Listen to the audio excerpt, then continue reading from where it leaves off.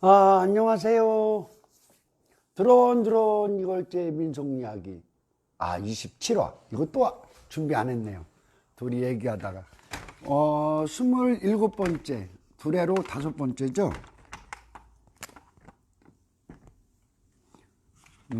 두레로 5번째. 오늘은요, 본래 계획한 건, 뭐라고 하죠? 여름 두레 이야기를 한 3번에 걸쳐서 하려고 그랬어요. 그랬는데, 그 전에, 두레벌에 대한 이야기를 하겠습니다.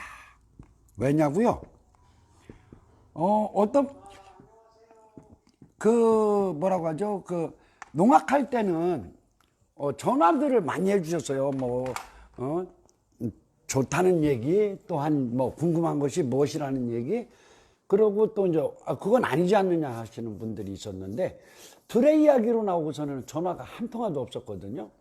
그런데 어제, 그저께 저녁에 처음으로 전화를 받았습니다.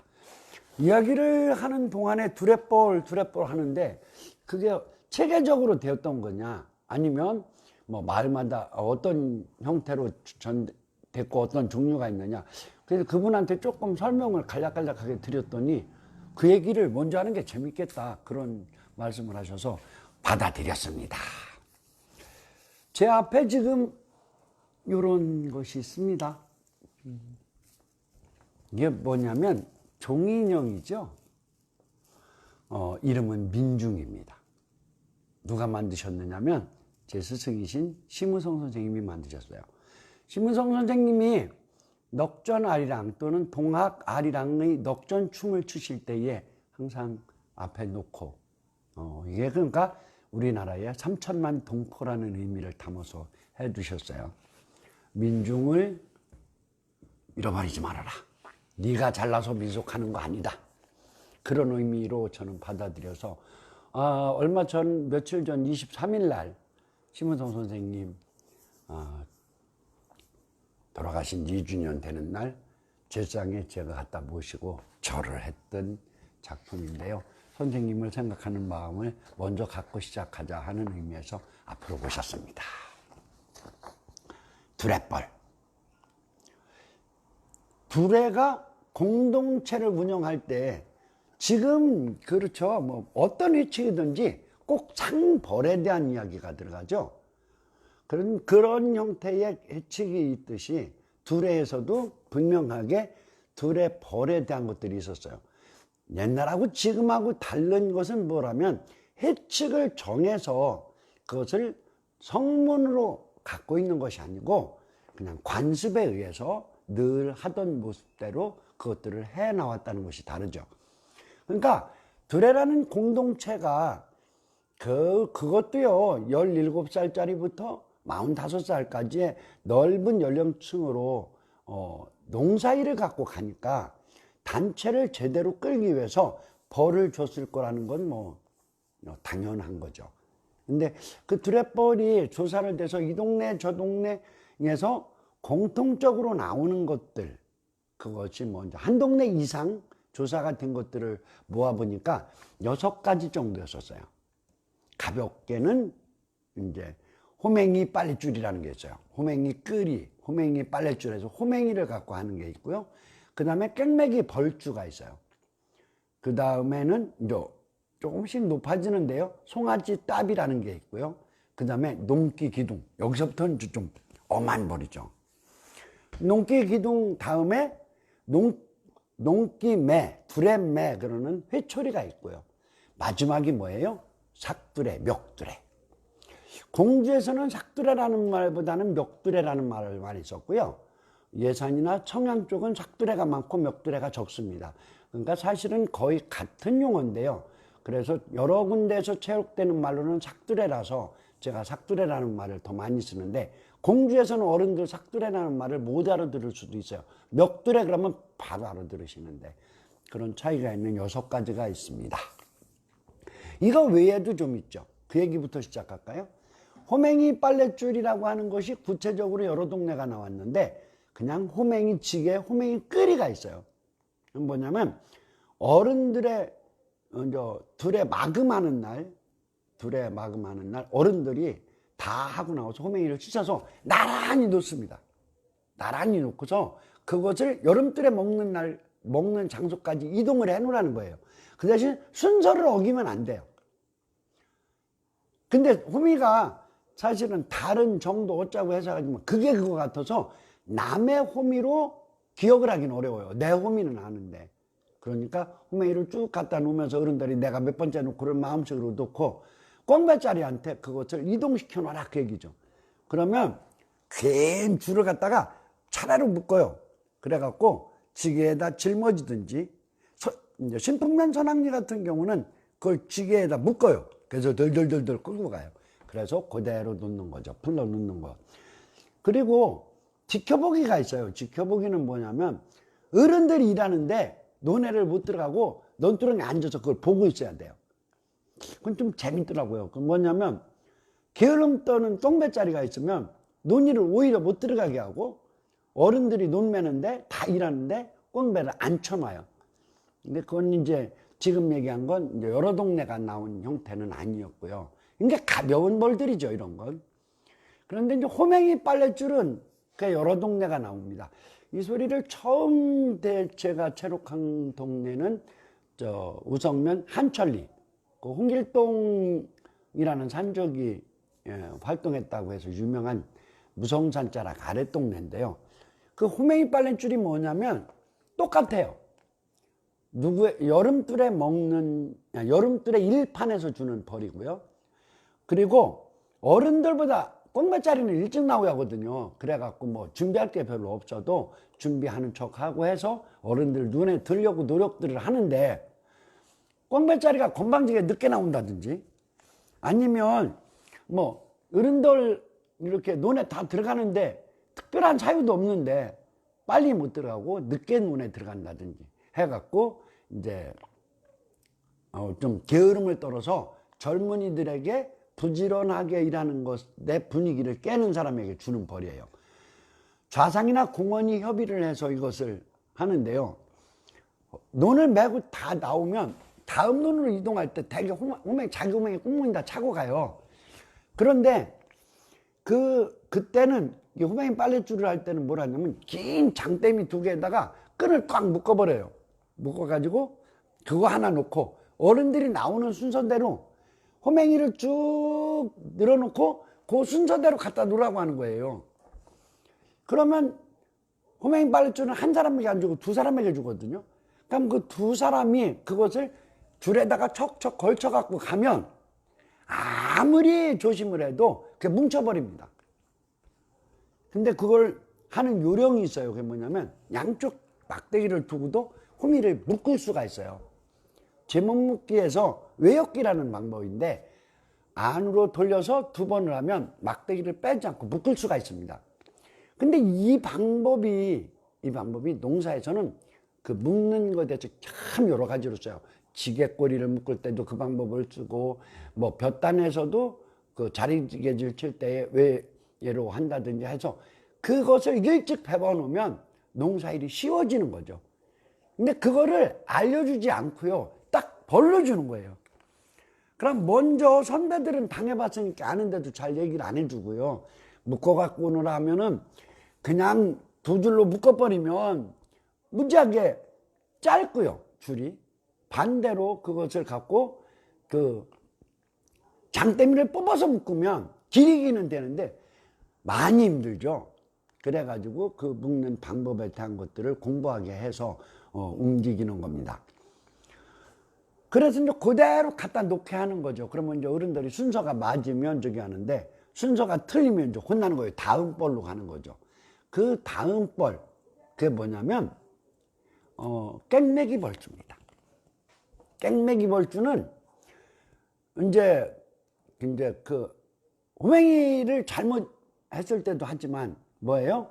조금 더 게으름이 눈에 보이도록 이제 어른들 눈에 거슬리는 거예요. 그러니까 꾀를 부리는 것이 심하다든지 늦게 나온다든지 어른들에게 말대꾸를 한다든지 이런 경우에 그 주는 벌인데요. 물키기, 그 물을 많이 먹는 걸 물킨다고 하죠. 이제 여름 더위 먹으면 물을 킨다. 냉수를 자꾸 마신다 해서 물키기가 있는데, 물키기라는 것도 똑같고요.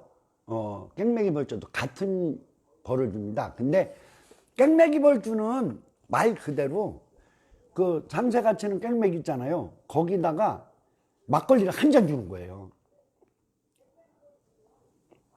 물키기는 바가지에다가 이제 막걸리를 한 바가지 주고요. 양은 비슷할 겁니다, 옛날. 근데 그게 누구한테 주느냐면 대개 뻥배짜리한테 주거든요. 17, 18, 19. 처음 들에 들어온 사람한테 술을 가르치는 의미가 있어요. 어른들 앞에서 술 먹고 주정하지 않고 농사일을 하게끔 만드는 거죠.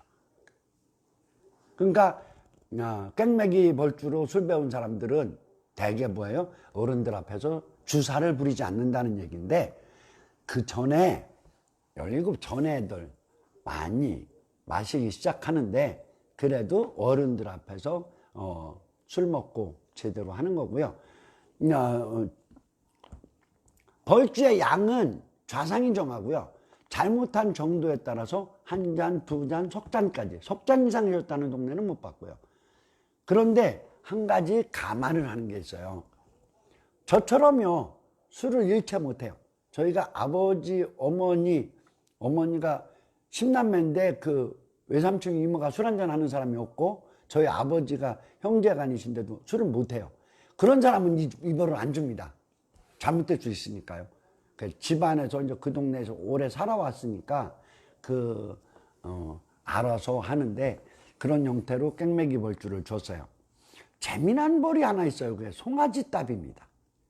따비라는 말은 뭐냐면, 둘의 일판에서 논을 매는데 여러 사람이 들어가서 매다 보니까 뭐예요? 벼포기가 잘못될 수 있어요.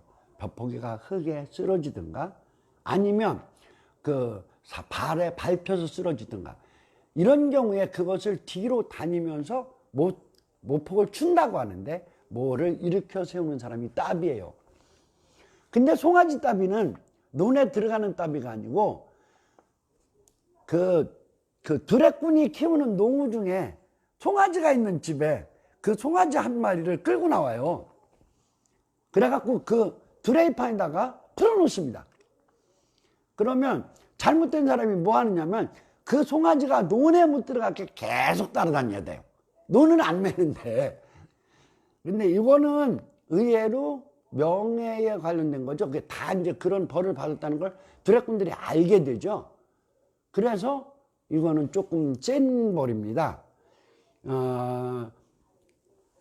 아예 둘의 공동작업에 목매두레 같은 건 의무 출력인데, 그런 데를 안 나온다든지 두레가 하는 일에 불평분만을 외부적으로 쏟아놓는 사람들, 이런 정도 되면 그 송아지 따비를 시키죠. 장종이 생각해 보셔봐요.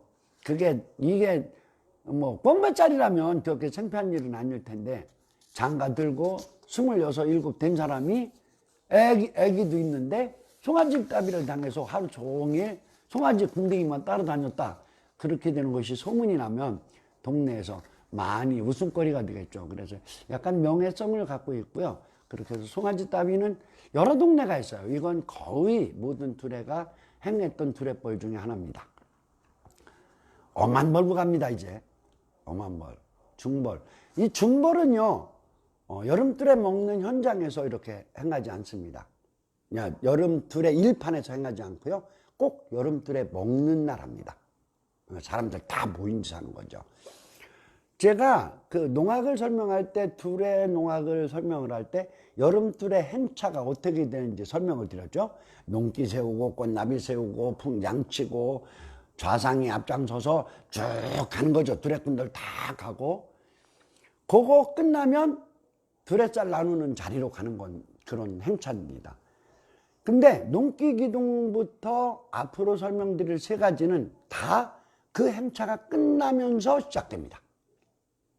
끝나면서 갑자기 뭐 농기고사 지내죠. 농기고사 지낸 후에 두레 자성이 농기둥에 묶일 사람 있어 한마디 하면 전체가 딱 얼어붙는 거죠.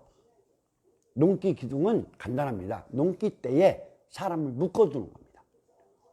시간은 길지 않아요.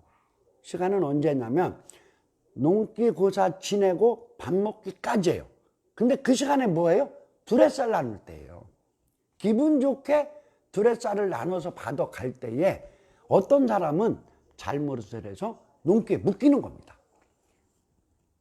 근데 그때 또 뭐가 되느냐면 음식을 이은 모든 아낙네들이 그 자리로 오는 거예요. 또 밥 얻어 먹으려고 여름철에 먹는 날은 조그만 꼬맹이까지 다 오거든요. 그러니까 동네 사람 다 있는 동안에 시간으로 보면 1시간 좀 넘을까요? 2시간? 뭐 한두 시간인데 그때에 묶여 있는 것은 참으로 수치스러운 일이죠. 이걸 어떤 사람한테 하느냐면 아버지한테 불효한 것이 둘의 자상 귀에 들어올 정도로 심각해진 거예요. 말대꾸를 심의해서 아버지하고 싸우는 모습을 보였다든지 아니면 아버지의 술이 취해서 아버지를 밀쳤다든지 해서 상해 정도가 보였을 때 그때에 보이는 거고요.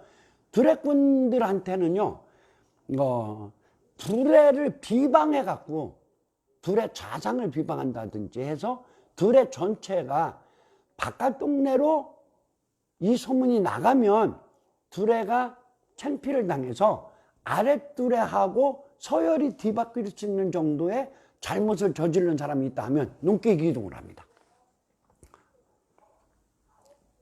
농기 기둥에 묶어놓고 두레살 다 나누고 마지막에 그 사람 두레목 짤 놔두고서 풀어주는 거죠. 근데 하나가 더 갈 수 있겠죠. 회초리요. 농기에는 회초리를 매달고 다니는 것이 반절 정도 이상은 다 매달려 있었어요. 잘못되면 이걸로 맞아. 동네 사람들 앞에 맞으니까 잘해. 그런 의미로 농기에다가 회초리를 매달고 다녔어요. 뭐 짤막하게 이렇게 상징적으로 갖고 다녔지만 근데 회초리는 사실상 몽둥이 형태, 부지깽이 정도라도 안 씁니다. 그러고 낭창낭창한 걸로 해요. 사람을 맞았을 때에 상처가 자국으로 남고 하는 거지 그 상처가 되지 않는 범위로 하는데 둘의 맥까지 맞는 건 언제냐면 농기 기둥에 묶여있다 풀려나기 전에 농기에 묶어놓고 둘의 좌상이나 몇 사람이 신용일지라도 회초리를 때리는 겁니다.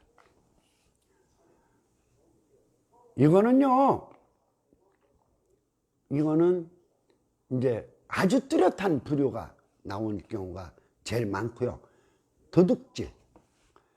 도둑질에 대한 건 사실상 농기 기둥에서 잔도둑질을 여러 번 동네에서 말썽이 낸 사람도 하는데 너무 이제 서리를 핑계대서 돼지를 훔쳐갔다든지 해서 대가축 형태의 손을 댔다든지 아니면 마을에서 고추 같은 거 농사져서 해놓은 것들을 걷어갔다든지 하는 것들로 사람의 살아가는 데에 지장을 줄 만큼 도둑질을 한 사람들이까지는 농기에서 묶인 채로 매를 맞습니다. 근데 여기까지는 그래도 용서가 전제죠. 그걸 딱 받고 나면 제가 동네벌에 대한 말씀을 드릴 때 완전한 용서 그래갖고 그것에 대한 건 다른 사람 앞에서 재론도 못하게끔 하는 형태로 해서 같이 산다는 것이 전제예요. 근데 멱두레, 삭두레 터지면 그건 못 사는 겁니다. 사실은 나가라 소리예요. 멱두레는. 그러니까 이거는 그렇죠. 부모 이게 두레 고성원 중에서 아주 드물게는 이게 자기 동네에 있어도 감춰서 안 나오는데 근친상간 같은 거 이렇게 양반집 또 이렇게 해서 넘어가서 불륜도 취급하기도 했는데 그것보다는 불효가 제일 많습니다. 불효의 범위가 한 가지가 계속 포함되는 게 뭐냐면 앞에 부분에서도 뭐냐면 아버지 연세가 된 동네 어른에게 실수한 것은, 싸움을 했다든지 뭐 했다는 것은 그게 다 자기 아버지하고 같은 정도로 취급을 받아요. 우리 동네에서 사실 삭두레를 당해서 동네에서 못 살고 나간 청년을 제가 봤어요. 그게 1960년대 후반 얘기인데, 그 봄에 물고 싸움을 심하게 해가지고 아버지 친구를 그 보돌이라고 하죠. 보돌에다가 쳐박았어요. 기운 세니까. 그랬는데 그 사람이 삭두레를 당했거든요. 근데 결국은 동네에서 못 살고, 아버지는 그 동네에서 그냥 살았는데 그 사람은 다른 동네로 자식들 데리고 분가를 했어요. 장남이 그때만 해도 분가 안 할 텐데. 그랬는데 그분이 그 동네에서도 못하고 이제 서울 가서 오히려 도시 생활하면서는 이제 좀 잘 돼가지고 동네에 오시기도 했고 그랬습니다. 이 멱두레는 이제 두 가지라고 말씀을 드렸죠. 하나는 이제 농가, 그리고 하나는 두레꾼 개인인데요. 농가일 경우에 벌어지는 일 중에는 대부분 소작농이나 가난한 사람은 멱두레까지 안 갑니다. 그런데 부잣집에서 두레꾼들한테 아주 이상하게 야박한 짓을 한다든지 품값을 갖고 장난을 쳐서 뭐 일꾼들의 패를 갈라놓는다든지 할 때는 멱두레를 칩니다. 그래서 제가 두레의 성격 왜 만들어졌느냐고 할 때에 제가 두레는 노조적 성격이 있다는 말씀을 제일 앞에 뒀을 만큼 아주 중요한 일이기도 했는데요.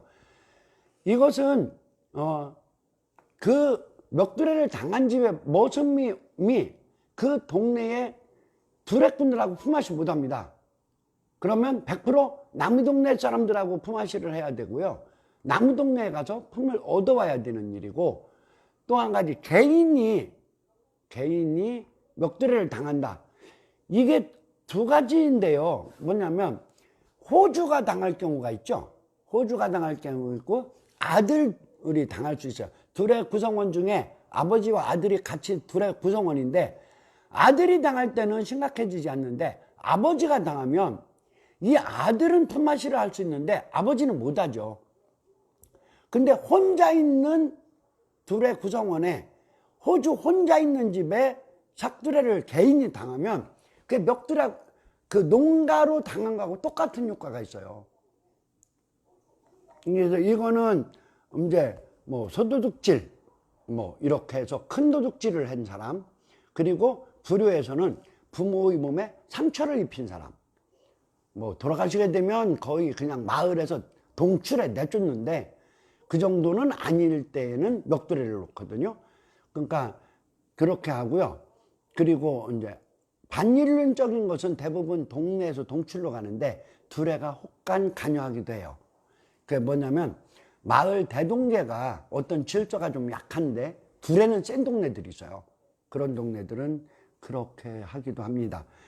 그러니까 법이 옛날에는 뭐 지금처럼 경찰 뭐 각종 법률로 사회 질서들을 법률로 하지 않을 때에 마을 구성원들이 결국은 같이 잘 살기 위한 것이지만, 두레벌은 가벼운 것은 웃어가면서 동네 사람들이 이렇게 좀 즐기는 문화로도, 깽매기 벌주 같은 건 뭐 충분히 그럴 수 있는 거고요. 어른들 논 매는데 논두렁 지킴이 시켜도 그건 웃고 넘어갈 수 있는 건데 농기 기둥부터 제까지는 사실은 엄하면서도 그것이 또 명예에 훼손이 되기 때문에 굉장히 어려웠죠. 그렇지만 다시 말씀드리지만 법이 구체화되지 않던 시절에 자체적인 자치의 행위로서 그런 법률에 준하는 어떤 마을에서 그 벌을 시행했다. 그것이 두레를 탄탄하게 이끌고 두레 구성원들은 불법적인 일, 반도덕적인 일 이런 것들을 안 할 수 있게끔 만들었을 겁니다. 두레 생명력이 어쩌면 그래서 더 길었는지도 모르죠. 코로나가 오늘 또 400명 넘어섰다는 뉴스를 접했어요. 요즘 그런 생각을 하네요. 이런 때는 진짜 한마음이어야 되거든요. 정치하는 분들도 많이 양보해야 되고, 근데 우리나라도 그동안은 잘 됐는데 의사분들하고의 갈등도 그렇고 아주 이제는 사람들이 코로나로 인해서 생각하는 마음의 여유 폭이 너무 줄었다는 생각이 들고요. 그런 생각도 했네요. 지금 지구상에서 가장 위태로운 인물 하나를 꾸지라면 누구를 꾸져야 될까? 좀 장난스럽게 생각했지만 김정은이보다 트럼프 대통령이 더 불안해요. 그니 어떻게 할지는 이제 그전에는 재미있더니 지금은 진짜 많이 불안해요. 이제는 다른 거 없이 코로나라고 하는 거 하나 잘 극복하기 위해서 우리나라뿐이 아니고 전 지구가 조심하는 마음, 겸손한 마음으로 코로나를 대하고 잘 이겨냈으면 좋겠습니다. 다음 시간부터는 2번 정도 여름들의 일판에 대한 이야기를 2번 내지 3번에 걸쳐서 진행하겠습니다. 드론드론 이걸제의 민속이야기 27번째 마당, 즐거운 마음으로 일상을 영위할 수 있는 날을 기대하면서 이렇게 마겠습니다. 감사합니다.